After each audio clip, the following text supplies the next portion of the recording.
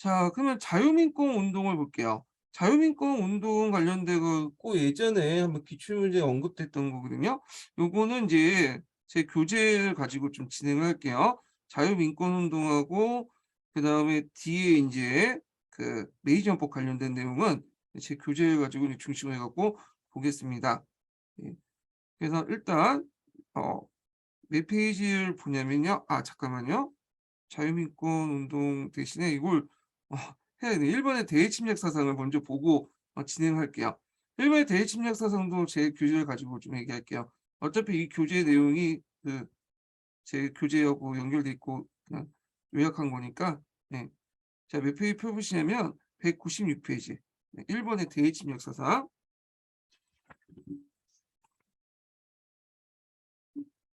자, 그 일본의 이제 대외침략 사상을 보면 이제 뭐 그 흥하론이니 정황론이니 타라론이니 이런 것들이 이제 나오죠.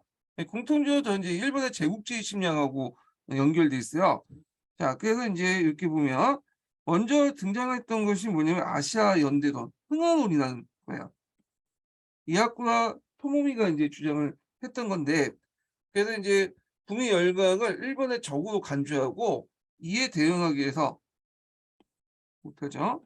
대응하기 위해서 조선 및 중국과 연합세력을 구축해야 된다. 아시아 국가끼리 이제 뭐냐면 하자. 그래서 일본이 주도를 해가지고 중국과 조선이 연대를 같이 하자. 그래서 동양 평화를 형성하자. 이렇게 이제 주장을 해요. 근데 이제 이거는 말이 좋아서 그런 거지. 실제 그 밑에는 이제 일본이 자신들을 동양 으뜸이라고 여기고, 그리고 이제 뭐냐면 한국과 중국을 복수시켰다. 그런 생각이 깔려 있는 거죠. 그래서 이제 하여튼 그래서 이제 뒤에 나오는 정황론이니 타라론의 바탕이 조선 등 아시아 지배의 어떤 연장선상에 있었다. 이렇게 이제 보시면 돼요. 그다음 정황론을 보죠. 자, 정황론은 이제 우리나라 이제 근현대사와 관련됐던 거죠. 네, 여기 보시면 정자는 정벌하는 거고 어디를 치겠어요? 한을 치자. 여기에서 한이라는 것은 뭐냐 우리나라를 뜻하는 거죠. 정황론. 네. 그래갖고 이제 주장했던 건데, 자, 배경을 보면 맞고 말기 때 일본이 미국과 러시아 간의 군육주의 문호 개방 조약을 체결하고, 그때 이제 그 일본이 이제 뺏겼던 많은 부분을 조선이나 만주, 중국에서 되찾자. 그래서 그 일환으로 이제 첫 번째 타겟으로 이제 뭐냐면 조선을 이제 노렸던 거죠. 그래서 이제 우리나라 역사와 이제 관련된 건데, 조선의 서계 거절에 대한 일본 정치가의 반발로 해서 그때 기토 다카이시를 중심해 전학로를 주장을 하게 되고요. 그리고 이제 이때 메이지 6년에 정변이 나요. 네. 보통 일본 역사에서 이제 근현대에서 메이지 6년 정변하고 그다음에 뒤에 이제 있는 메이지 14년 정변, 여기 두 개의 이제 큰 사건이 나거든요. 일본 정치사에서. 메이지 6년은 그 누가 대지면 전학론자들과 그다음 반대보다는 이제 좀 뒤늦게 좀 하자는 그런 사람들의 어떤 대립이고, 메이지 14년 정변은 이제 뒤에 얘기했지만 독일과 헌법을 할 것이냐, 아니냐, 이런 걸 가지고 이제 뭐냐면 논쟁을 펼쳤던 것이 메이지 14년 정법이죠. 자, 하여튼 메이지 6년 정법을 보면요, 그 과정을 보면 그때 이제 이학관 서적단이 갔잖아요. 국민 시찰단이. 근데 그 국내 잔류파들이 있었어요. 그래서 이제 얘네들하고 둘이 싸웠던 것이 메이지 6년 정변인데, 그래서 이제 국내 잔류파의 대표적인 사람이 사이고 다카모리고 국민 시찰파의 대표적인 사람이 오쿠보시 도심인데, 이때 국내 잔류파에서 사이고 다카모리는 국내 불평 무사계급이나 농민들 반정부 움직임을 조선을 돌리고 조선을 장악해서 일본의 국권을 신장하자.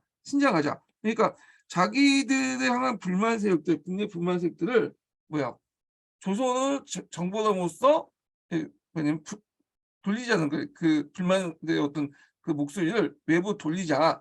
이런 것들 이제 주장했던 것이 이제 뭐냐 사이코 다카몬이고, 그리고 국민 시찰단은 이제 조선은 언젠가 우리가 먹어야 되겠지만 지금 출병하면 뭐냐면 농민들의 반란도 일어날 거고 청나라가 가만히 있겠냐. 그래서 이제 지금은 좀 그렇다. 나중에 하자는 거야. 결국엔 둘이 대립됐고, 그래서 결국에 대입하다가 이 사이코 다카모니가 쫓겨나죠.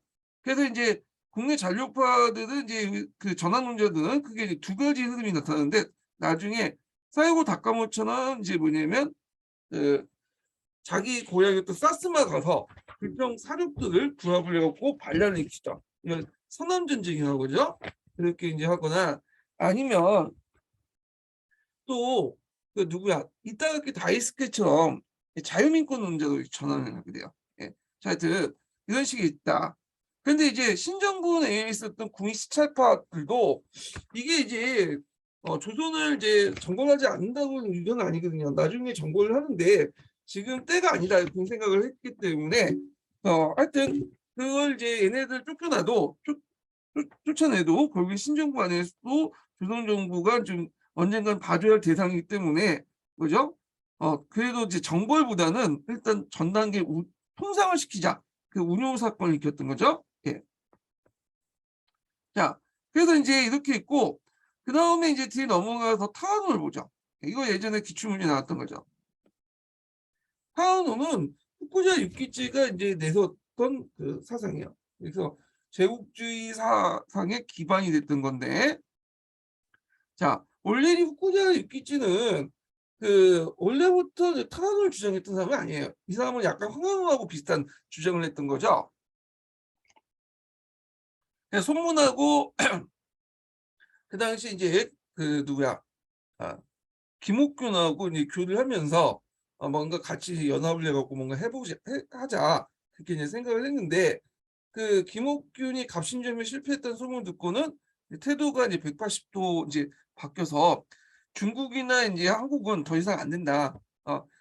그래서 이제 내버두고 우리가 이제 근대화를 빨리 시켜가지고 근대화 빨리 돼갖고 서양에서 그 서양 제국주의 국가가 되자. 타라 입국이죠. 아시아 국가에서 벗어나서 서양 제국주의 들어가고 나서 한국과 일본을 점령하자 먼저. 예. 오히려 그것이 한국과 일본을 점령하는 게 한국과 중국을 점령하자는 거죠. 그래서 한국과 중국에 위해서도 잘된 일이다. 서양 열강들이 자기 지배하는 것보다는 같은 아시아 민족이 같이 지배하는 게 좋지 않냐. 그래서 이런 식으로 이제 주장을 해요. 우리 입장을 때는 헛소리에 불구하고 이제 하여튼 그런데 자 하여튼 유럽이 중국과 조선을 장악하기 전에 일본이 먼저 선점을 하자. 그래서 서양 제국주의 때와 같이 아시아는 후진국이 되었다는 거. 요게 이제 시험 문제 나왔죠. 변질되고 모순된 동양평화론이 변할 듯한다. 예, 요 기억을 해주시면 될 것 같아요. 그래서 아시아에서 벗어나서 그 유럽으로 가서 타라 입국이죠. 유럽 국가가 되고 그리고 그걸 바탕으로 해서 우리나라와 중국을 점령해서 뭐냐면 아시아의 어떤 평화를 이루자라는 그런 개 같은 논리를 제시했는데 하여튼 이 후쿠자 유키치가 예전에 시험에 나왔어요. 타라 입국론이 기억을 해주시고 자 자유민권 운동을 볼게요. 자유민권 운동을 이제 보는데 이게 이제 네 시기를 나눠서 볼 수 있거든요. 사족민권운동, 유정독립민권운동, 그 다음에 대동단결운동 뭐 이렇게 있는데 이게 이제 특징이 뭐냐면 법과 그다음에 헌법이나 의회제도를 만들자는 거잖아요. 유럽처럼. 근데 단순히 법과 의회만 제도를 만들어서 입헌군주를 지향하자는 것뿐만 아니라 그 당시에 이제 국내 그 부평 세력들이 이제 동양하고 연결돼 있어요. 그래서 그 당시 불평 세력들 그러니까 정학론자 같은 세력들이나 아니면 이제 지족법 개혁이나 뭐 이런 등등 해갖고 불만을 갖고 있는 농민들 그 다음에 이제 여러 가지 경제 부담을 해갖고 몰락한 하층 농민들 이런 세력들이 자유민권 운동이라는 이름으로 결집돼 갖고 이제 뭐냐면 운동을 펼쳐 나가거든요. 그래서 그 당시 이제 뭐 법이나 의회제도라든지 그 다음에 이제 헌법 같은 걸 만들어서 다음대로 자기가 그 틀 속에서 목소리를 좀 내려고 했던 사람들이야. 불만을 표출하고 개선하려고 했던 거죠. 근데 이제 이거에 대해서 이제 일본 정부는 적절하게 이제 뭐냐면 언어적 위견을 또 들여주면서도 탄압을 하고 그러죠. 그리고 얘네 일본 정부 입장 볼 때는 자유민권 운동자들이 주도해가지고 헌법이라든지 의회를 만든 걸 별로 안 좋아했어요. 누가 주도를 해야 돼? 예, 정부가 주도하는. 정부도 앞에서 얘기한 것처럼 이제 일본 정부도 이학과 사줬단 이후로 일본의 입헌군주제 시스템 만들 필요 있다는 걸 느끼게 되는 거죠. 그래갖고 헌법이라든지 이 당시 이제 의회제도 설립을 하려고 했지만 그것은 주도는 자기가 해야지 그 당시에 요 자유민권자들이 하면 안 되죠. 그래서 이런 것들 이제 반대했던 거야. 예. 그래서 하여튼 뭐 이렇게 있는데 한번 보죠. 자, 배경을 보면 서양의 근대 기술의 수용, 그래서 서양 사상의 수용 등을 해가지고 또 지방자치들의 요구가 일어났죠. 그래서 자유민권 운동의 특징이 뭐냐면 정부의 전제정책 비판. 대개 보면 자유민권 운동을 뭐냐면 매개로 해갖고 정학론자, 그다음에 그 유육 농민층, 그다음 몰락한 농민층 이런 사람들이 이제 운동을 했던 거예요. 그다음 이권 제재 수립, 천부 인권과 자유주의 등 정치 사상에 영향을 받았다. 그 네 단계에 거쳐서 일어나는데 사족 민권 운동, 유역 농민 민권 운동, 농민 민권, 대동단결 운동 이렇게 있어요. 자, 여기에서 좀 눈여볼 게 이 농민 민권인데 이 세 번째 단계는 주로 하층민들이 이제 일으켰던 이고요. 사족이든지 이제 유역은 이제 좀 상류죠. 예. 그 위로부터 흐름이 있고 이게 아래로부터 흐름이 있어요. 그래서 위로부터 흐름과 아래로부터 흐름이 같이 혼합된 것이 대동단결 운동 이렇게 보시면 될 것 같아요. 예. 먼저 이제 사족 민권 운동을 보죠. 예. 요게 이제 보통 동아시아 교과서에 많이 나오는 이제 민권 운동이죠. 자유민권 운동. 사족 민권 운동은 뭐냐면 앞에서 이제 메이지 그 시기 때 메이지 6년 정변이 있었다고 했죠. 그 메이지 6년 정변을 해가지고 전학노자들이 이제 정계에서 쫓겨나거든요. 그래서 이제 사이고 다카모리는 이제 뭐냐면 선언 정쟁을 했던 거고, 그 다음에 이제 이타가키 다이스케 같은 사람들은 뭐냐면 자유민권을 이렇게 펼쳤던 거야. 그 얘네들은 이제 전국에 있다가 원래 정부에 있다가 쫓겨난 거잖아. 그래서 다시 이제 정치시에 들어가는 정계에 들어가기 위해서 한 수단으로서 뭐냐면 요 자유민권 운동을 주장을 했던 거야. 예. 그래서 이제 있는데 자, 하여튼 이들은 입지사나 뭐 예국사 같은 걸 결성을 했고요. 그때 이제 이타가키 다이스케가 민선위원 설립 건백서를 올렸어요.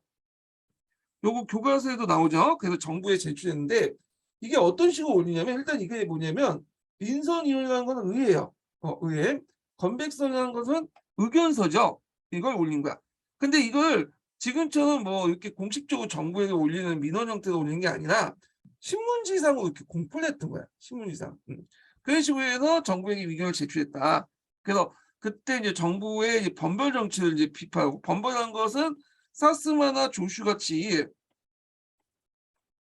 몇 개 변들, 그러니까 메이지 유신이 단행했던 몇 개 변들의 정치가들이 거의 뭐냐면 집단 지도 체제를 이뤘던 이제 정치 형태를 얘기하죠. 그러니까 관료 정치를 비난하고 인민의 여론을 국가 정치에 반영해서 민선위원을 주장했다. 그래서 이따가키 다이스케 자체가 또 이제 뭐냐면 상층 사무 그 당시 집권층이었잖아요. 그러니까 직권층이었다 이제 쫓겨난 사람이죠. 그러니까 이제 위로부터 흐름하고 연결돼 있어요. 근데 이것도 웃기는 사람인 게 이 사람도 원민이면 번벌 정치가 중에 한 사람이었고 예전까지 메이지 정부에 참여했던 사람이었거든. 근데 자기 의견이 안 맞다고 이제 나온 다음에 또 이제 예전에 같이 참여했던 동지들 비판하고 있었던 거예요. 하여튼 이 국회 개선 논의가 전국적으로 확산되면서 그 당시 이제 항공사의 자치권을 부정한 중앙집권 정부의 반발심이 또 작용돼서 이제 큰 힘을 발휘하기 시작하죠.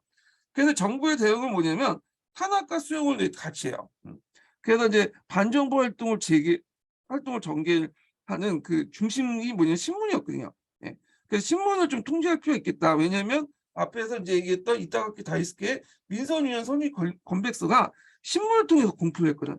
그래갖고 이제 이걸 막기 위해서 그냥 찬방윤이나 신문지 조례 같은 걸 제정해요. 찬방윤은 명예훼손죄야, 일종의. 근데 이제 보통 그 명예훼손하면 어떤 이제 그 사적인 것들을 얘기하잖아요. 그러니까 사적인 건 뭐 법률적인 얘기인 거지만 일단 뭐 허위사실이라든지 우리나라 적시 그래서 원래 그 사실 어떤 그 민감한 부분 공표해서 안 되죠. 근데 이 찬방윤 좀 웃긴 게 있어. 우리나라 같은 경우에 예를 들어서 대통령이라든지 정치인이라든지 이런 공적인 발언이나 정책에 대해서 비판할 수 있잖아요. 근데 그걸 명예훼손죄로 해가지고 처벌되지 않죠. 공적인 이야기는 그 명예훼손죄에 해당하지 않는 그 조항이 있어요. 제외시킨다는. 근데 일본에서는 이 찬방률은 뭐냐면 공적인 얘기하고 뭐 국가 정책이나 이런 것들을 할 때도 그 잘못된 것을 비판하면 뭐 처벌을 받아. 명예훼손으로. 네. 그래서 공무원의 어떤 정책 결정이라든지 그런 것도 명예훼손 혐의로 처벌할 수 있는 그런 법률을 만들어 놨어요. 이게 찬방률이야. 그 신문지 조례 같은 경우는 발행 금지를 처분하는 거죠. 예. 그래서 정부가 보기에 영 나갔다. 그러면 그 뭐냐 발행 금지를 할 수 있는 그런 것들이 하죠. 그래서 이걸 언론을 통제를 하죠. 요거 예전에 기출문이 나왔어요. 찬방률과 신문지 조례가. 그래서 이제 그 당시 신문이 반정부 역할을 많이 하기 때문에 그걸 통제하려고 했다. 이렇게 보시면 될 것 같아요. 그리고 이제 수용 측면에서 국가의 입헌 정책 수입 조서. 우리가 이제 앞으로 위에나 헌법을 만들겠다. 그다음 헌법 기초를 또 제안을 하고 제안을 또 수용하고 헌법을 만들자는 의견을 수용하고 그다음 30법 같은 걸 제정해요. 그래서 30법은 이제 뭐냐면 그 당시 이제 지방제도 개편 내용 관련돼 있어요. 이 30법은 그 당시 너무 중앙집권 정책을 하다 보니까 반발해가지고 이게 또 자유민권운동이 더 확산됐던 거잖아요. 그래갖고 그 당시 중앙집권 지방자치와 관련된 내용이다. 이렇게 보시면 돼요. 네. 그래서 국민들의 의사를 받아서 지방자치 부분을 뭐냐면 받아들였다. 지방제도 개편을 하면서 그 이외에는 이제 대한민국에서 일본사에 있는 내용인데 그 외에는 없더라고요. 자세한 내용이. 네, 그냥 넘어가시면 될 것 같아. 네, 이 부분만 좀 기억을 해두세요. 네. 찬방률과 신문지 조례, 그 공무원의 정책 결정조차도 명예훼손이라는 혐의로 처벌받을 수 있고, 그 다음에 너무 나가면 시민 너무 반정부적 성격을 띠면 그 당시 국가가 개입을 해갖고 신문의 발행 금지를 처분할 수 있다. 이렇게 보시면 될 것 같아요. 자, 결국에는 이따가키 다이스케가 이제 이렇게 운동하다가 나중에 이 사람이 또 뭐냐면 정부에 또 들어가거든요. 그러면서 사족 민권 운동은 또 흐지부지돼요. 여기에서 볼 수 있듯이 요 민권 운동, 자유민권 운동이 취지는 좋은데 어떤 정치적 목적에 따라서 이용당한 것도 있어요. 그래서 필요 없으면 또 뭐냐면 흐지부지되고 자 이렇게 있고 그다음에 두 번째 유독농민 민권 운동이야. 자, 유독농민 민권 운동은 뭐냐 일반 농민이 아니라 일종의 좀 분홍이나 지주들 중심의 운동이었다. 그래서 얘네들도 이제 상층에 속하기 때문에 상층 민권하고 관련돼 있죠. 예.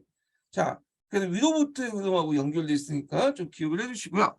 주체는 교육받은 그 유령 농민층, 지주, 분홍, 호농 이런 사람들이고 중소 자본가들 이런 것들인데 얘네들은 이제 민권 정치 결산 연합체 예국사를 부흥시키죠. 원래 예국사는 앞에 이제 만들었다가 이제 또 없어지고 그랬던 건데 이따가 다이스크가 정계 복귀하면서 없어진데 이걸 다시 부흥시켜요.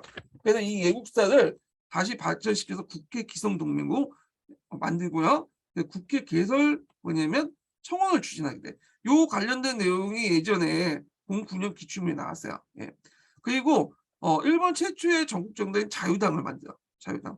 이번 개진당을 또 창당하고 뒤에 좀 얘기했지만 그다음 사회헌법을 만드는데 헌법을 뭐냐면 민간 차원에서 한번 이제 만들어 보는 거야.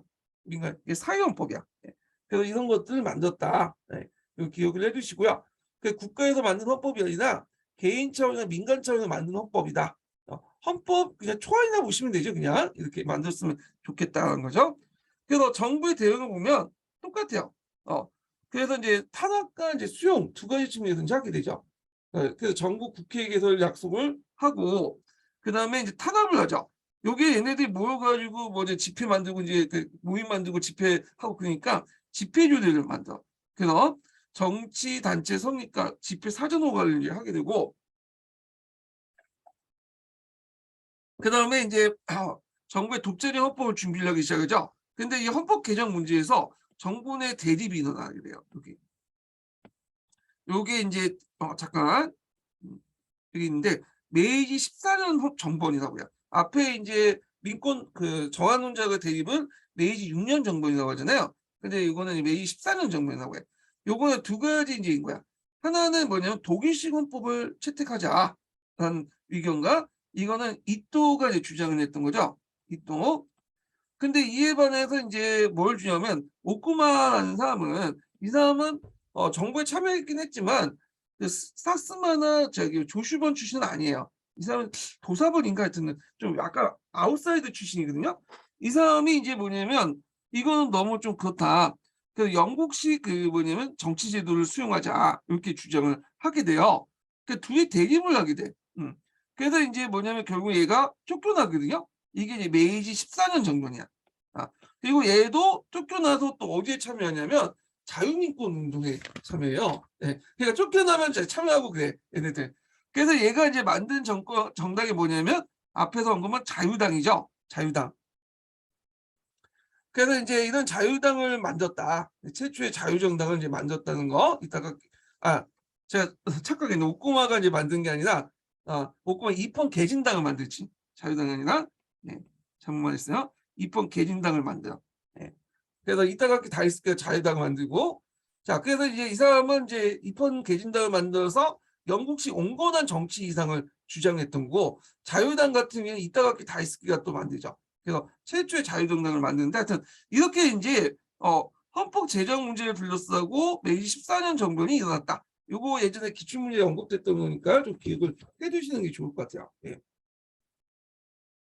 자, 하여튼 이렇게 있고 그 다음에 또 이제 이번 재정당을 설립해. 이번 재정당은 이제 좀 약간 이제 그 보수적이고 성격을 띠고 있는데 일종의 간치 정당이라고 보시면 돼요. 어용정당. 그래서 이제 그 정부에서 이제 그 당시 뭐 자유당의 입헌 개진당 이런 것도 만드니까 자유민권론자들이 이들과 대항해서 입헌 재정당을 만든 어용정당이었다 이렇게 보시면 되는데 잠깐 이제 뒤에 일본 정당 관련된 내용을 좀 볼게요.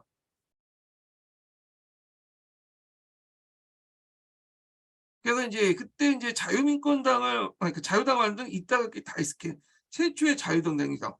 주권제민 일원제 한 개의 그 의회를 구성하자 이렇게 했던 거고 그 다음에 보통선거 민정헌법 제정을 했고 프랑스식 급진적인 성격이고 농촌을 중심으로 뭐냐면 활동을 전개했는데 문제는 나중에 이제 3단계 때 그때 이제 격화 사건이 일어나거든요. 막 폭력 투쟁이 일어나니까 자기가 그 원하는 방향으로 뭐냐면 풀어가지 않으니까 자유당을 해산시켜버려. 예, 자유당 있고 그 다음에 오쿠마 시게노부가 쫓겨나갖고 이제 정부에서 쫓겨나서 만든 게 이폰 개진당이죠.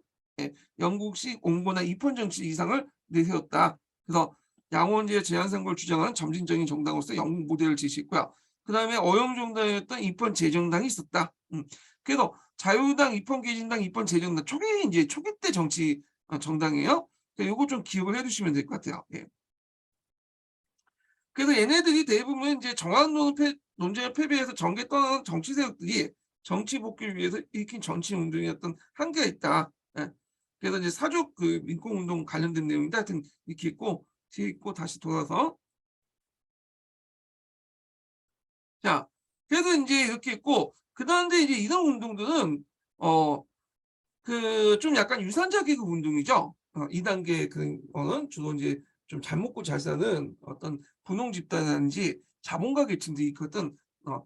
건데 하여튼 이렇게 있고 3단계를 볼게요. 농민민권 운동이 나왔는데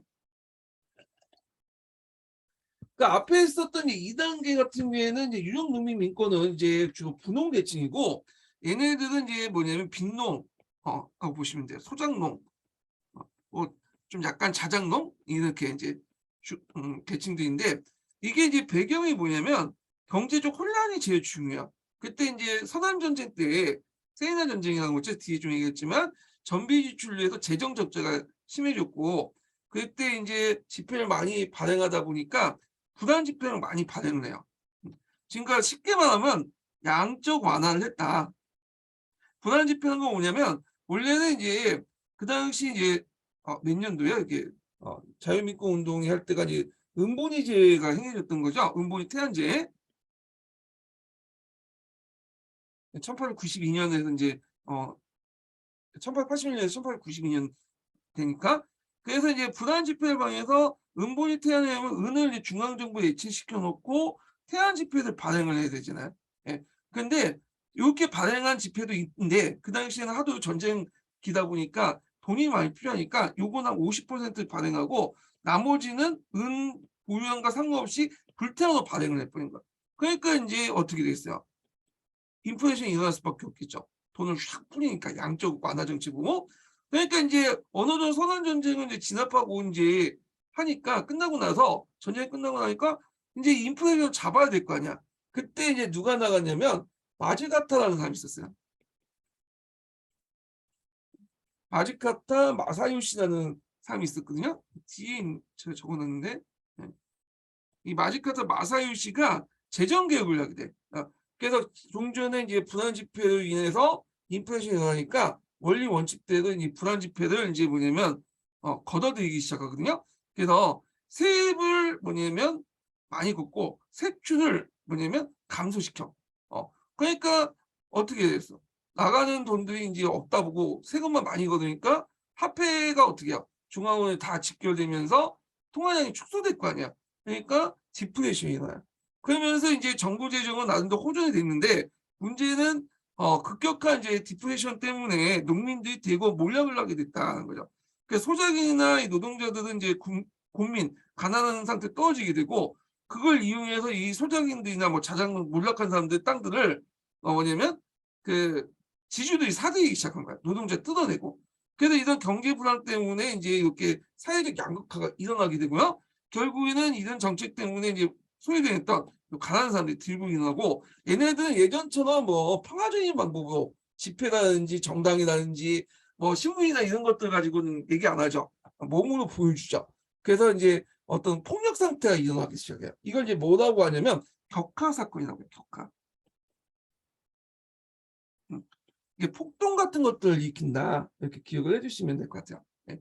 자, 그래서 이제 있고, 그래서 이제 이 사람이 이제 했던 재정 정책 때문에 대규모 디플레이션이 나는데, 그래서 이제 마치가타 디플레이션이라고 하거든요. 대불황이 일어났다. 자, 이렇게 보시면 되고요. 자, 그래서 이제 이렇게 해서 이제 농가가 많이 파산이 됐다. 이렇게 있고, 그래서 이제 이때 그 상류민권과 하류민권이 분화돼요. 원래는 뭐 상류민권이 이제 뭐냐면 주둘레쯤에 얘네들도 약간 여기 동조했는데 이 토지의 이런 그 재정 정책 때문에 그 마지카타 재정 정책 때문에 그 소득이 양극화가 나니까 하류하고 이제 뭐냐 상류는 대립을 할 수밖에 없죠. 유력 농민들과 하층 농민들이 대립을 할 수밖에 없어. 자, 하여튼 이 농민들, 하층 농민들은 차근당이나 공민당을 조직하고요. 구제 요청을 했지만 요청이 수행되지 않으니까 무력봉민이라고 해요. 이 격화 사건이라고 해요. 네. 그래서 이제 국회 개설, 정부 타도, 부채 감면 이런 것들을 내세웠고 이 격화 사건은 이제 뭐 다나카 사건, 다케다 사건, 군마 사건 등 여러 집단 그 격화 사건이 있는데 하여튼 이런 사건들이 있었다. 그래서 이 운동은 자유민권 운동이 세트됐고 자체 분열을 하죠. 그래서 상류층과 하류층이 분열되면서 이제 있고 또 자유당이 해상돼. 그걸 봤던 이제 이타가키 다이스케가 자기가 원했던 모습이 아니다. 이렇게 너무 폭력적이다 해갖고 그냥 해산시켰죠. 예. 그래서 이제 하여튼 그래서 이제 이때 이제 정부의 대응을 보면 집회 조례와 신문지 조례를 더 강화시키고요. 정당의 해이와 분열 공작 정치를 하고 뭐 그다음에 정부가 무력 진압하면서 국회 개설을 요구하고 뭐 이런 것도 있어요. 자, 그리고 이제 마지막 단계가 뭐냐 하면 대동단결 운동이야. 대동단결 운동은 앞에 이제 에서 상류층과 하류층이 분열돼 있었잖아요. 그래서 하나 합치자. 그래갖고 이제 했던 건데 그래갖고 이제 그 당시 이렇게 이제 해서 뭐 이런 포스터가 주장을 했던 거고, 이거 좀 읽어보시고, 그래서 지조 경감이나 언론의 집회 자유, 외교 실책 만회 등을 정부에 건의해서 3대 사건 건백 운동을 펼치죠. 그렇지만 정부가 이제 보안조례를 내세워서 탄압을 해. 보안조례는 뭐냐면 그 정부가 지정한 그 어떤 위험 인물들은 한계를 이제 총항을 뭐냐면 해칠 수 있고 치안에 방해가 될 수 있기 때문에 도쿄에서 뭐냐면 몇 시까지는 들어가지 못하도록 한 거야. 밖에서 도쿄 안으로 못 들어오게 만드는 그런 내용이 이제 뭐냐면 보안조례예요. 그래서 치안을 방해하고 그다음에 청왕을 위협을 할 수 있는 사람이나 세력들은 주로 이제 뭐냐면 청왕의 거주지에서 중심으로 해갖고 뭐 한 30km, 40km 출발하는 그런 것들이 보완조 되거든요. 그래서 이제 이런 내용을 이제 가지고 이제 전세를 냈죠. 자, 그래서 이제 이런 것도 있고 결국에는 요걸 주도했던 교토 소진호가 또 구요다 내각에 입각하면서 또 운동을 세트해요. 그 요거 앞에서 얘기한 것처럼 얘네들은 이제 정부의 불만이 가지고 있었는데 그걸 외치기 위해서 자유민권 운동을 하게 되고 또 정부에 이렇게 운동하다가 정부에 편입 들어가면 또 운동이 중단되고 뭐 이렇게 왔다 갔다 해. 예. 이들의 한계죠. 예. 일종의 그걸 이제 자유민권 운동을 자신의 정계 복귀의 어떤 수단으로서 이용했다. 이렇게 보시면 돼요. 그래서 이제 4단계의 특징들 이렇게 얘기를 했고요. 예, 정당관성 관련돼서 예전에 시험 문제 나왔으니까 기억을 해두시고 자 메이지 헌법 보죠. 메이지 헌법.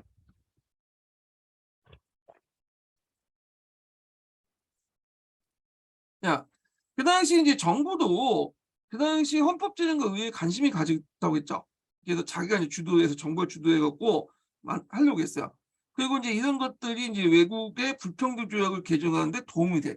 왜냐하면 우리가 근대적 국가라는 걸 보여주면서 외국과의 어떤 불평등 조약을 개정을 하려고 했던 거야. 예. 그런데 이제 앞에서 민간에서 자유민권 운동을 하면서 사회헌법을 만들거든요. 일종의 이제 뭐냐면 헌법 예상 시한 이렇게 보시면 되는데 그래서 이제 이거는 민간이 만든 거예요, 개인이. 근데 이거는 또 반대하죠. 예. 왜냐하면 국가 주도의 헌법이 필요하니까. 그래서 이제 그 당시 메이지 정부 내 상황을 보면 1세대 이제 메이지 유신의 그 주역들이 사망을 했어요. 뭐 사이고 다카모니, 뭐 기토 다카이시, 오키모 도시미치. 사이고 다카모니는 산업 정책도 죽었고 기토 다카이시 같은 경우는 이제 이 사람들은 이제 그 뭐야 늙어서 죽었나? 하여튼 그랬고 오코 도시미치는 암살당했죠. 이 사람은요. 자, 그래서 이제 이 사람이 죽고 나서 이제 2세대 이제 뭐냐면 그 메이지 유신을 주도했던 사람들이 등장해. 그러니까 원료들이 죽고 나서 그때 이제 메이지 유신 당시에는 나이가 한 20대밖에 안 됐던 그 신천내기였던 뭐 이토 같은 사람들이 뭐냐면 등장을 하게 되죠. 자, 그리고 이제 자유민권 운동이 교환되면서 정부 여론이 분열되는데 아까 아침에 얘기한 것처럼 이토 시노부미하고 오코 시게노부 간에 대립을 하게 되죠. 그래서 결국에는 두 사람이 대립을 했는데 다수파가 뭘 원했냐면 독일식 모델을 원했어요. 예. 그래서 이토가 오코 시게노부를 쫓겨나갔고 결국에는 메이지 14년 정벌을 했고 결국에는 이제 사스마와 조슈 출신들이 교합돼서 정권을 주도권을 장악을 강화시켜 나갔다 이렇게 보시면 돼요. 오코마는 이제 사스마나 조슈군 출신은 아니야. 좀 약간 비주류 출신이거든요. 그때 얘기를 쫓겨났다 이렇게 보시면 돼요. 그래서 이제 헌법 방향을 이렇게 정해놓고 그리고 이토 시노부미는 또 이제 독일식 헌법을 이제 염두에 두고 흥정헌법을 염두에 두고 뭐냐면 독일에 가서 그걸 배워오죠. 그래서 해서 이걸 바탕으로 해서 메이지 헌법을 공표하게 돼요. 이게 1889년에 메이지 헌법 내용인데 그 이토 시노부미가 군주권이 강한 독일 연방헌법, 흥정헌법을 참고해서 헌법과 부속 법령을 기초를 이뤘다. 예. 그래서 이제 이 메이지 헌법은 독일식 헌법에 영향을 받은 건데 독일 헌법에 영향을 받은 게 뭐 메이지 헌법뿐만 아니라 우리나라의 어떤 이제 그 갑자기 생각 안 나네.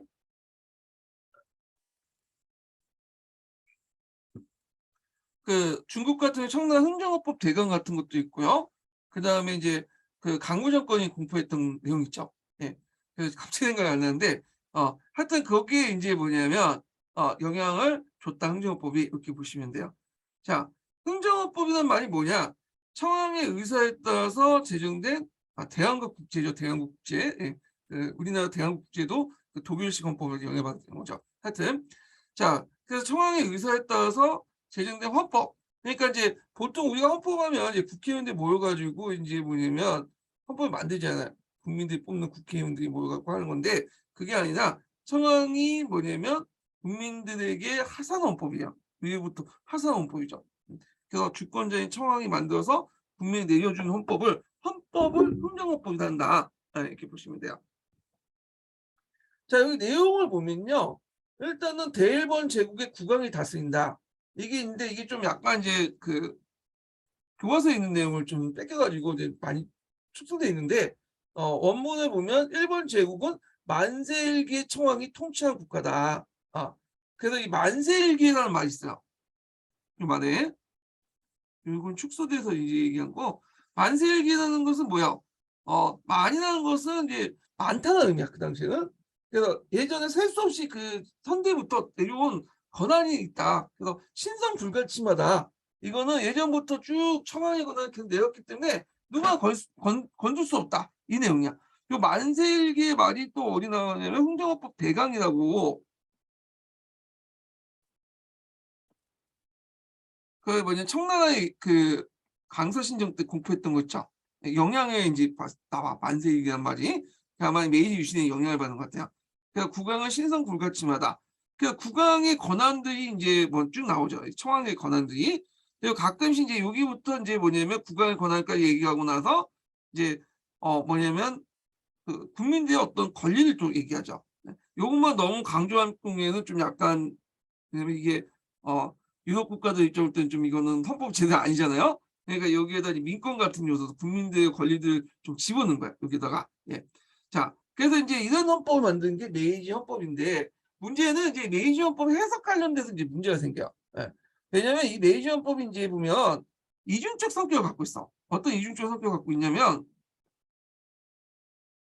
자, 여기 메이지 헌법은 이제 청왕은 신이면서 군주죠. 초헌법적인 존재잖아. 근데 초헌법적인 존재면 헌법에 명시되어 있지 않아야지. 예를 들어서 정근대 국가에서는 뭐 당률이나 건국대전이나 이런 데서는 왕의 권한을 명시하지 않아요. 왜냐면 왕의 권한은 초헌법적인 법 이상 넘어서 있는 거야. 그 위에 있는 거죠. 법으로 규정할 수 없는 거야 그거는. 예. 근데 이거는 뭐냐면 청왕은 신임에서 군주다. 그 초헌법 존재를 하면서도 뭐냐면 헌법적 기관 역할도 할 수 있는 내용이 있어요. 보면 이게 법에 뭐 국왕은 뭐 뭐뭐의 권한을 갖고 있다 뭐 쭉 있잖아. 근데 예전에 법에서는 권한 내용이 들어가 있지 않죠. 당연한 권리가 권한을 명시할 필요 없죠. 근데 법으로 이렇게 명시해 놓잖아. 예. 그래갖고 이렇게 해서 청왕이 어떤 절대권을 인정하면서 또 한편은 헌법에 이렇게 명시해 놓음으로써 뭐냐면 규정을 짓고 제한을 주잖아요. 그래서 헌법적 기관이라는 이중적인 어떤 역할을 부여받는다는 거죠. 네. 그래서 이제 이걸 둘러싸고 이제 이걸 헌법 해석을 둘러싸고 두 가지 의견이 대립을 하는데 이거 예전에 시험에 나왔죠. 그래서 청왕 기간제 해석 논쟁이 그 뒤에 있는데 그 뒤에 좀 얘기를 하고요. 그리고 국회는 입법, 사법, 행정권을 모두 행사하는 통치권의 총권한자이며 국왕은 아니 그 국회가 아니라 국왕은 그리고 대권을 갖는 유일한 절대적 주권자를 명문했죠. 의회 간섭이 의회가 간섭할 수 없는 거죠. 그래서 대권이라는 건 뭐냐? 법률 제거권, 긴급 측량권, 비상대권, 육해권 통수권 쭉 있어. 근데 이런 권한들은 이제 다 청왕이 갖고 있는 거야. 근데 이제 문제는 청왕이 모든 걸 다 할 수 없죠. 전문성이 없다 보니까. 그러니까 그 밑에 있는 그 관료들이 행사를 하는 거죠. 내각들이. 예. 그래서 이제 이런 것도 있고요. 그다음에 제국의회를 개선했는데 국민의 선거로 구성된 중의원과 그다음에 하족의원으로 구성된 기족원 두 개 이원적 의원 채택을 했다. 예산 성립이나 법률 제정, 세제 개정 등 의회 동의가 필요하고 국민의 참여권을 인정해줬다. 참여권을. 그래서 이제 있는데 이때 중의원 선거는 제한 선거죠. 예. 그래서 이제 남자들 같은 경우는 이제 남자만 대상으로 해갖고 이제 25세 이상 남자들이 이제 일정한 세금을 납부한 사람들만 선거권을 줬어요. 이게 나중에 1920년대는 이제 모든 사람이 선거권을 중요시고 받게 되지만 하여튼 그래서 이제 이렇게 이제 구성이 됐다는 걸 좀 기억을 해두시고요. 근데 이제 제국위에는 별 권한이 없었어. 실제 권한이. 왜 그러냐면 예산권이 있다고 하지만 실제로 예산을 통과 안 해도 제국위에서 겁을 해도 전년도 예산을 끌어다가 이제 국회에서 진행되거든요. 지금도 그렇죠. 국회에서 예산이 통과되지 않아도 뭐냐면 전년도 예산을 그대로 쓸 수 있잖아요. 중요해갖고 그다음에 법령을 제정해도 그 청왕이 마음에 안 들어. 그러면 청왕이 긴급 칙령권을 내려요. 그러면 이 법률이 제국위에서 통과된 법률보다는 긴급 칙령권 더 위에 있는 거야. 네. 그러다 보니까 이제 상위 법률이 되는 거죠. 그러니까 법률 제정 법률을 제약하거나 아예 폐기시킬 수 있어요. 네. 이런 것들 때문에 제국위의 이제 권한들이 별로 그렇게 강하지 않았다. 이렇게 보시면 될 것 같아요. 그 다음에 재판소도 이제 사법기관을 줬죠. 청왕을 내세워서 행정권을 종속시키는 그런 건데 청왕의 이름으로 법률에 의해서 재판소가 그걸 행한다. 뭐 이런 거 있고. 그렇지만 이제 그 안에는 또 나름대로 국민의 자유권 관련된 내용이 있어요. 예, 너무 이제 청와대 관련만 하다 보면 이게 약간 이제 근대식 법률이 아니잖아요. 그래갖고 그때 이또 시도부미가 위규화 제시해갖고 좀 집어넣었어. 거주 이전과 종교 언론 집회 결사의 자유와 소유권 불가침 같은 기본 인권을 대체로 인정하고, 단 이것도 청와대에 인정하는 범위 내에서 제한되고 국왕의 어떤 청와대 비상대권의 모든 권리를 우호한다. 이런 것도 있고요. 국민은 청와대 시민이고 납세 번역의 의무를 지지만 인권은 법률 중에서 제한을 받아 충분히 보장받지 못한다. 뭐 그 내용이 있어요. 하여튼 있다. 있고요. 자, 의의를 보면 일본의 근대 국가로서의 제도적 토대를 완비했고요. 입헌체제 형식적 완성을 했다. 한계는 보면 자유민권 운동보다는 국가 권력을 강화시키는 데 있다. 정부가 이제 만들었던 거죠. 그리고 청왕 중심의 어떤 정치체제 성격이 강하다. 이렇게 보시면 돼요. 그리고 이제 이때 이제 헌법을 만들면서 또 정치들을 한번 정비를 했는데 그게 이제 하족능이에요. 하족은 뭐냐면 예전에 하족이라는 건 이제 귀족이죠. 3인 평등에 입각하지만 이제 여러 가지 뭐 정치적, 경제적인 어떤 특혜를 입은 그런 사람이 있어요. 이게 하족인데 예전에는 이제 하족들은 어떤 사람들이냐면 다이모들, 그다음에 그 항족들, 공가세력들이죠. 이런 세력들이야. 예. 그래서 이제 얘네들이 이제 뭐냐면 자작이니 뭐 백작이니 뭐 이런 칭호를 받았잖아요. 근데 요 기존의 하족 개념, 그러니까 다이모들이나 그 공가세력 외에도 메이지 유신에 참여했던 사람들 있죠. 큰 공헌을 했던. 이 사람들도 이제 뭐냐 귀족의 뭐냐 편입이 돼요. 귀족이. 그래서 이제 대표적인 게 뭐 이토 시노부미 같은 사람도 이제 귀족 자기를 받게 되죠. 우리나라도 친일파들 또 자기를 받게 되고, 예. 하여튼 메이지 유신이라든지 뭐 여러 가지 이유로 국가의 큰 공헌을 세웠던 평민 출신의 사람들, 하급 사무라이 출신의 사람들도 뭐냐면 귀족의 반열에 들어갔다는 거죠. 예. 자, 하여튼 이렇게 있고, 그 내각제는 종전의 이성 팔관제 입각한 제 뭐냐면 그 고대 율령 체제를 바탕으로 태정관제를 폐지하고 대신에 근대적 제도가 이제 수립되죠. 예. 내각 총리 대신과 국무 대신 이런 것들 조직해서 내각 제도를 창설했다는 거. 예. 그래서 이제 초대 수상을 이토시도 보니까 이제 임명을 했고요. 뭐 이런 것도 있고요. 방시제는 각자 보시고, 그다음 추미론 같은 기관을 했어요. 그래서 메이지 헌법을 시행하고 그 다음에 여기가 자문기구 역할을 했다. 예. 그 다음 지방자치제도를 뭐 확립했다. 뭐 이런 것도 있는데 한번 보시고. 그래서 이제 요 관련된 내용들을 이제 했는데 그 서브노트의 그 내용이죠. 그 관련된 내용들 쭉 해서 이제 있고요. 자, 그 다음에 넘어가서 이제 그 선거제도 관련돼 갖고 쭉 있는데 한번 읽어보세요. 뭐 중요한 건 아닌 것 같아. 예. 그 다음에 이제 그 조약 개정 문제에 관련된 내용인데, 요게 이제 앞에서 이제 그 일본이 개항 후에 에도마군 이제 말기 때죠. 그 불평등 조약을 많이 맺었죠. 그래서 우리가 이제 치안 영사재판권이라든지 체육대우라든지 이런 것도 있어. 그래서 일본이 그거를 개선하려고 상당히 노력을 했어요. 예. 그래갖고 그것을 이제 하나하나 개선을 했거든요. 그래갖고 1994년에 이제 영일 통상 항해 조약을 맺고 영사재판권을 철회하고요. 상호 간의 체육대우 인정. 그러니까 체육대우가 예전에 이제 뭐냐면 일본에게만 영국에게만 일반적으로 적용됐는데 일본도 동시에 적용된다. 지금도 체육대우 있죠. 예를 들어 미국하고 우리나라 할 때 미국과 우리나라가 서로 체육대우를 갖고 있는 거야. 이건 불평등한 게 아니야. 근데 미국은 체육대우를 갖고 있는데 우리나라 체육대우가 없으면 그건 불평등한 거죠. 예. 그래서 이제 이렇게 했고 1990년 러시아의 시베리아 철도 부설권 때문에 이게 가시화되니까 영국 입장을 땐 러시아의 남하 정책을 막기 위해서 일본을 끌어들이게 된 거죠. 그래서 일본과 끌어들인 과정에서 영일통상 항해 조약을 맺게 되고 영사재판권과 이런 걸 철회했다. 이렇게 보시면 돼요. 그 후에 이제 1899년에 다른 나라와 치해법권을 철폐한 조약 개정이 성공을 했고요. 근데 이제 그 협정 관세 권한이 있어요. 협정 관세는 이제 양국 간에 협정을 맺어갖고 관세를 매기는 건데 이게 이제 그 관세 제조권을 침해하는 부분이거든요. 1911년에 그 고문화 주탄 외상의 일본 국내 그 외상이 일본 국내 안전한 관세 제조권을 회복했다. 협정 관세를 폐지했다. 뭐 그런 내용들이에요. 자, 그래서 조약 개정이 있는데 요게 구화 정책인데 이 구화 정책은 뭐냐면 루크메이커라는 이제 정책이었는데 요건 좀 약간 요거 필요하게 얘기할게요.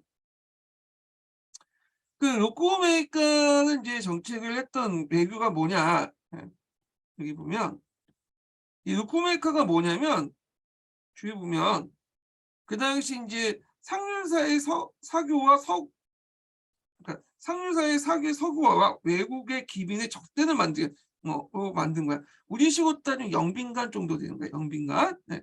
그래서 영빈관의 외국 공간을 초대해서 무대를 개최하면서 일본의 계약을 가시하면서 우리가 이게 이제 너희들 문화를 많이 받아들였다.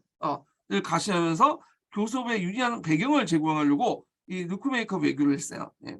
일본의 문명을 보여주기 위한 곳은 루크메이커에서 구미 외교관을 불러서 매일 밤 무도회 열고 선진 그 열강의 한심을 살려고 했는데 그래서 이제 이걸 이제 주도했던 그 외교관이 누구냐면 이노우라는 사람이 있어요. 이노우에. 네, 여기 나와 있나? 네. 하여튼 이노우라는 사람이 이제 했는데 이게 잘 안 됐죠. 네. 결국에는 실패가 했는데 하여튼 이 루크메이커 외교가 있다. 이렇게 보시면 되고요. 네. 자, 그래서 이제 있고 요거에 그래서 그 누크메이커 외교 정책 관련된 내용 있죠. 좀 기억을 해두시면 돼요.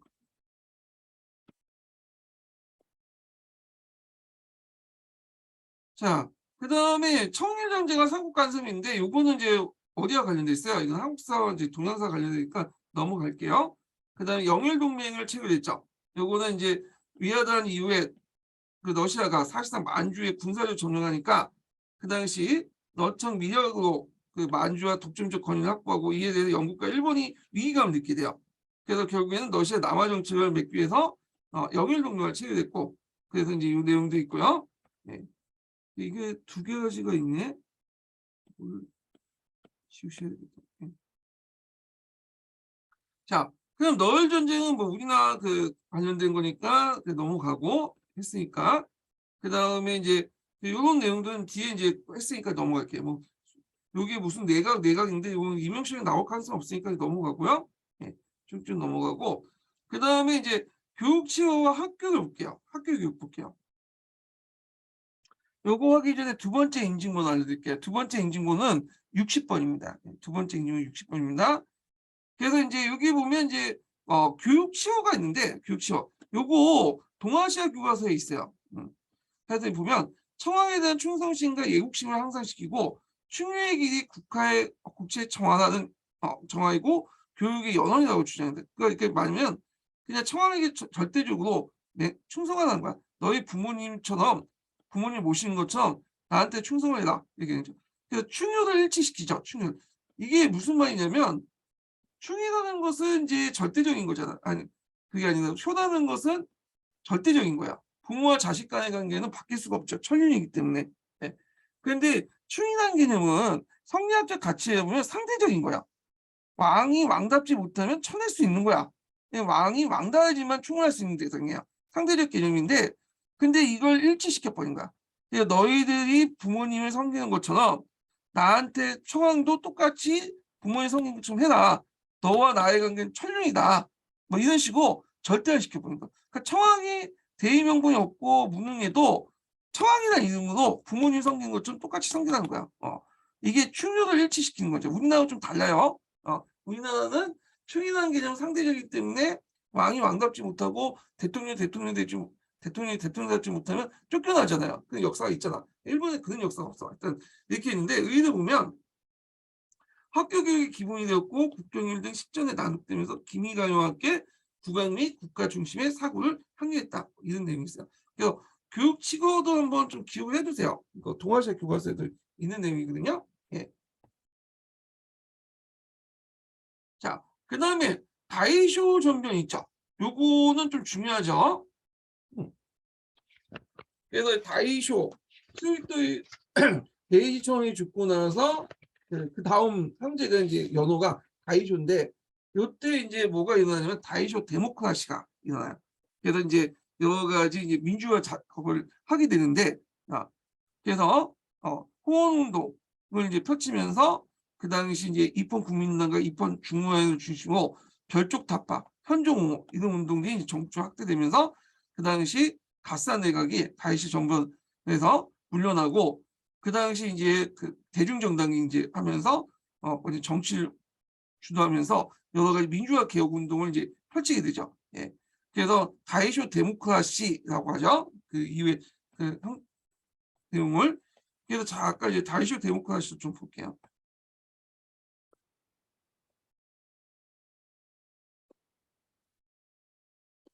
한국사 관련된 거니까 쭉쭉 넘어가서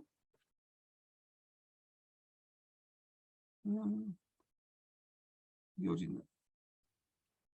이게 어디였나?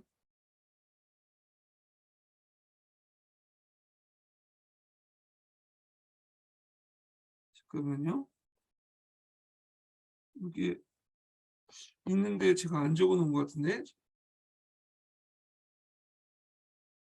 예전에 있었는데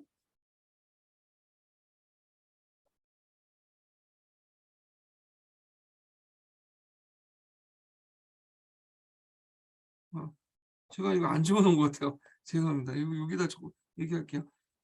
그래서 다이쇼 데모크라시가 이제 행해지고 그러면서 이제 뭐냐면 그 당시 이제 그 남자의 보통 선거권 이제 확립되죠. 그 대신 이제 사회주의정당을 이제 막기 위해서 시한유지법 같은 것이 만들어져요. 1925년에. 그래서 이제 이런 것도 있는데 이런 것들 연결시켜서 좀 보시면 되고 이게 우리나라에도 영향을 주죠. 예. 3.1 운동의 문화정치 이후의 문화정치나 치안유지법 같은 경우에도 그 뒤에 이제 나오잖아요. 예. 우리나라에도 영향을 주고 뭐 이렇게 이제 다이쇼 데모크라시가 일어났다. 그래서 이런 것도 같이 기억을 해두시고 자, 그 다음에 이제 1차 세계대전에 갖고 이제 일본이 1차 세계 참여하게 되거든요. 예. 그 과정인데 잠깐만요.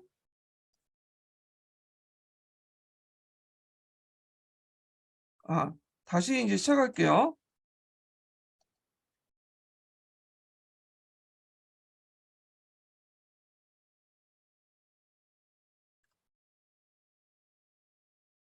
다시 중단했다가 시작해갖고 녹화가 안 되는 것 같아요. 그러니까. 네.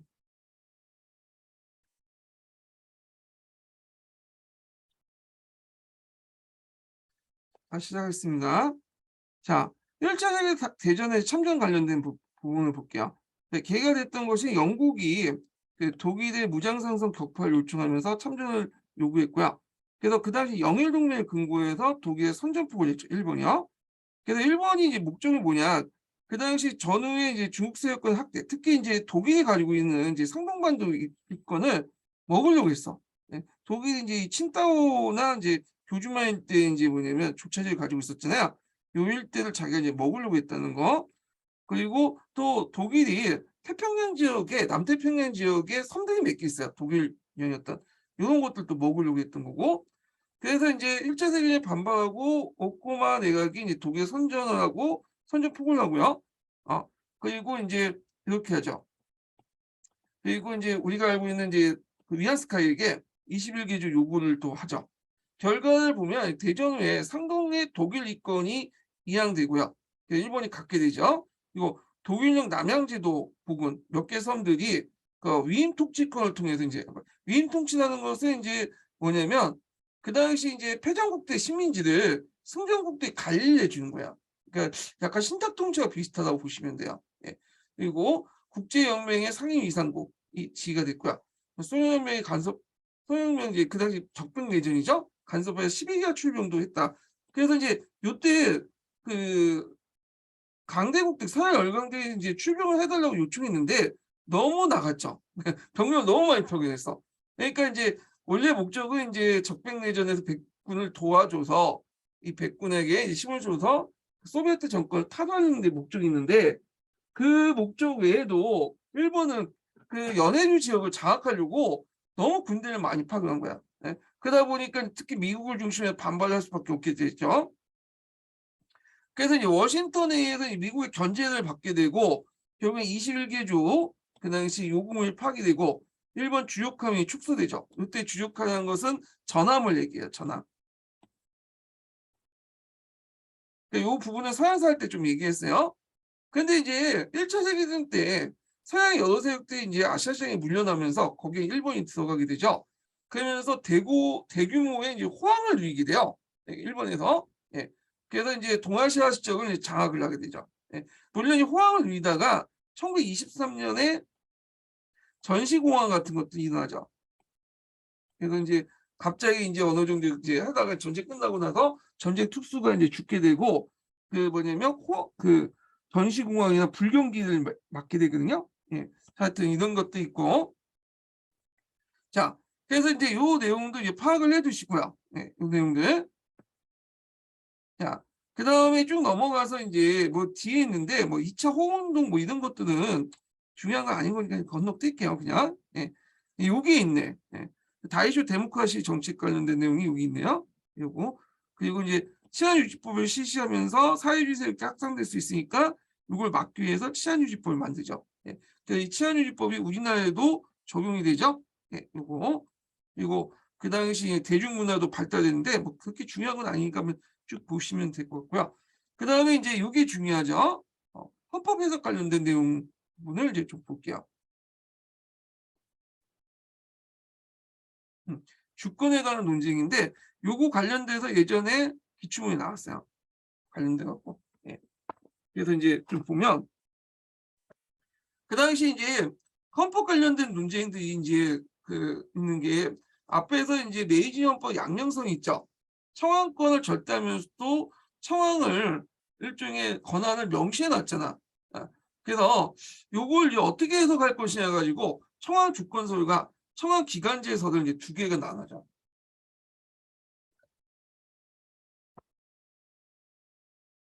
청왕 주권설은 뭐냐면 모든 주권 청왕에 있으며 청왕의 명령에 절대 복종된다. 이렇게 있고 청왕 기간은 뭐냐면 국가 법인선에 따라서 청왕도 일종의 기관이다. 그러니까 쉽게 말하면 지금 대통령이나 국회의원은 자연인이면서도 그 하나 자체가 권력기구잖아요. 기관이죠. 예. 그래서 이제 그거에 입각해서 최종적인 이제 소재는 탈인권과는 국가법인이다. 청왕은 단순히 국가법인의 한 속한 헌법기관이다. 오늘날 말 대통령은 자연이지만 대통령 자체는 자연이지만 대통령의 지위 자체는 어떤 헌법기관 역할을 하잖아요. 예, 국가의 한 부속 기관이죠. 그래서 요거와 이제 비슷하게 이제 얘기한 거야. 그래서 이제 청와주권서 청와기관제에서 이제 옥신각신 했는데 그 당시 일본 국내에서는 이게 다수설이었어요. 근데 1920년대에서 30 넘어가면서 점점 군국주의가 바람이 하면서 그 당시 이제 우익과 군부는 요게 마음에 안 드는 거야. 청와기관이. 그래서 청와주권서를 명확히 할 필요가 있겠다. 그래가지고 그 당시 이제 청와기관제서를 반국체적이다. 이걸 비난하면서 그 당시 오카타 내각이 압력을 줘서 국채 명징을 발표하게 돼요. 그 국채 명징이 뭐냐 하면 청왕의 모든 권력을 가지고 있다라는 걸 법에 명시를 하는 거야. 모든 법에 청왕은 법을 그 뭐냐면 국권을 가지고 있다, 주권을 가지고 있다는 걸 명시를 하는 거야. 예. 이게 국채 명징이야. 예. 국채를 명확히 했다. 국채는 청왕이죠. 청왕의 권한을 명확히 했고 각 법령에 공포할 때마다 요 내용을 실토록 했어요. 이 국채 명징을 했는데 요 논쟁 자체가 09년 기출문에 나왔던 거죠. 요 기억을 해두시면 될 것 같아요. 그거. 그래서 이제 관련된 내용이 있으니까 보충적으로 좀 읽어보시고요. 자, 그래서 이 청왕 기간제설, 청왕 주권설 이렇게 대립 이렇게 좀 보시면 될 것 같아요. 네. 자, 그 다음에 이제 여기 있는데 이제 쭉 읽어보세요. 중요한 것만 이제 얘기할게요. 여기는 뭐 그렇게 중요한 건데 여기에서 이제 좀 눈여볼 게 뭐냐면 이제 우익들의 이제 군부들의 이제 쿠데타죠. 쿠데타. 그래서 관련된 것을 이제 보면 5.16 사건과 2.26 사건이 있어요. 유명하죠, 이거. 그 5.16 사건하고 2.26 사건은 이제 그 당시 젊은 그 당시 한국파 군인들이 쿠데타를 일으킨 사건이야. 예. 그래서 특히 이제 2.26 사건이 되게 유명한데, 자, 2.26 사건 배경 보면 통제파와 한국파의 대결이 있었어요. 통제파가 뭐고 한국파가 뭐냐? 그 내용을 보면 한군 또 한국파 이렇게 되는데 똑같은. 자, 통제파, 항도파 내용을 보면 자, 통제파는 육군 내에서 국가 총력 지침의 수립을 지향하고 군의 주도권을 장악했죠. 그래서 이제 항도파 가각성을 비판하면서 원문하고 과학적인 근거 등 군의 요구를 관철해요. 얘네들도 군국주의자인데 좀 장기적인 안목에서 계획에 따라 좀 하자는 내용이고, 항도파는 청량장교를 기반으로 해서 청와의 친정을 주장하게 돼요. 예. 그리고 이제 반공산주의, 복구적 정신주의 경향이 강하고 정당 정치 대신에 새로운 정치, 혁신 정치를 요구한다. 청왕을 중심으로 해서 이제 하게 급격한 군국주의를 하자는 거고, 얘네들은 통제파는 좀 제도적 차원에서 통제하면서 하자는 거고. 예. 그래서 결국에는 이제 이 2.26 사건 때 항공파들이 쿠데타를 일으키죠. 항공파들이. 그래서 항공파 군인들이 강물을 살해하고 수상강조와 의사당을 점거했는데, 근데 결국에는 진압돼요. 예. 청왕조차도 이제 왜 이렇게 많은 사람을 죽이냐면서 비난하고. 그래서 이제 이때부터 이제 뭐냐면 통제파 권한이 넘어가죠. 예. 하여튼 이렇게 있다는 걸 좀 기억을 해주시면 돼요. 예. 그래서 이 통제파, 항도파가 대입 과정에서, 항공파의 대입 과정에서 2.26 사건이 났다. 요거 정도 기억을 해주시면 될 것 같아요. 예. 그래서 이렇게 있고, 자, 그 다음에 2.26 사건 관련된 내용이 있으니 한번 읽어보세요. 이것도 시대와 외교 정책을 좀 보자. 요거는 이제 좀 쉬었다가 진행을 할게요. 시대와 외교 정책도 중요하죠. 이것도 기출문제 나왔던 건데 어차피 제가 정리한 거니까 이거는 뒤에 넘어가서 시대와 외교 정책 관련된 내용을 이제 제 교재로 해서 좀 볼게요. 교재 있나? 그냥 요걸로 정리하는 게 낫겠네요. 요거는 요걸로 정리 좀 하겠습니다. 좀 쉬었다가 진행을 할게요.